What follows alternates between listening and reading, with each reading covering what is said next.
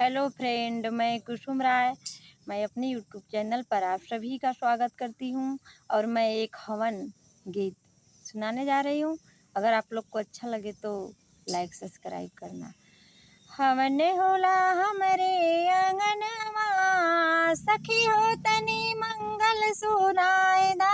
हवन होला हमरे आंगनवा, सखी हो तनी मंगल सुनाए दा।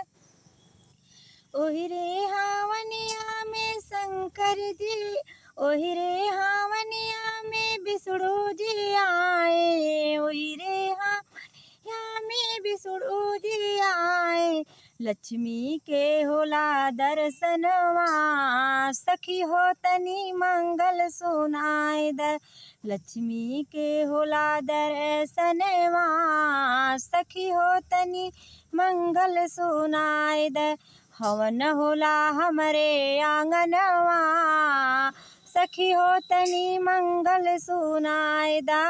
हवन होला हमरे आंगनवा, सखी हो तनी मंगल सुनाए दा। ओहि रे हावनिया में शंकर जी आए। ओहि रे हावनिया में शंकर जी आए।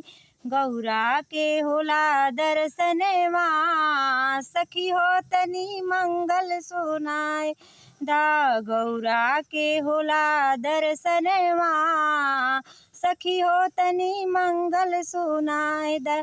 हवन होला हमरे हाव आंगनवा, सखी हो तनी मंगल सुनाए दा।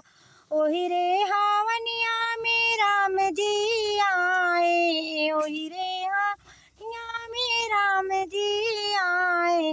सीता के होला दर्शनवा, सखी हो तनी मंगल सुनाए दा। सीता के होला दर्शनवा, सखी हो तनी मंगल सुनाए दा। हवन होला हमरे आंगनवा, सखी हो तनी मंगल सुनाए दा। हवन होला हमरे आंगनवा, सखी हो तनी मंगल सुनाए।